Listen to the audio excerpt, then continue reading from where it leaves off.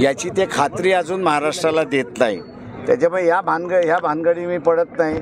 त्यांचं असं लुटूपुटूचं भांडण आहे, उद्या मिटलं तर आपण काय करावं त्याच्यामुळे आम्ही शांत आहोत. सर, काल नाना पटोले आले होते लातूरला.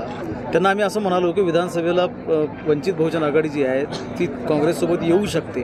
ते म्हणाले प्रकाश आंबेडकरांच्या मनात काय चाललं आहे आम्हाला कळत नाही आहे आणि त्यांनीच ठरवावं की काय चाललं आहे. त्यांचं BJP बरोबरचे असणारे संबंध उघडे झालेले आहेत आता, आणि काँग्रेस पक्षाने त्याच्याबद्दलचा असणारा निर्णय घेतला तर अधिक चांगला आहे.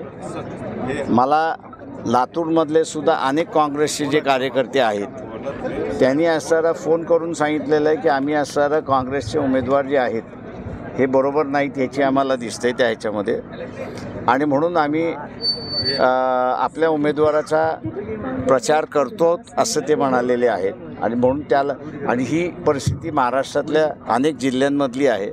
त्याला अनुसरून मी असताना म्हणालो की येणाऱ्या विधानसभेमध्ये काँग्रेसवाले जर तयार असेल तर एकत्र आपण विधानसभा त्या ठिकाणी लढू शकतो.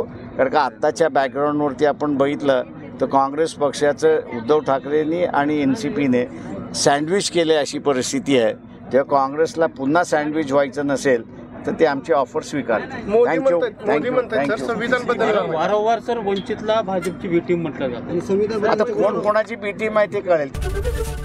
ABP माझा, उघडा डोळे बघा नीट.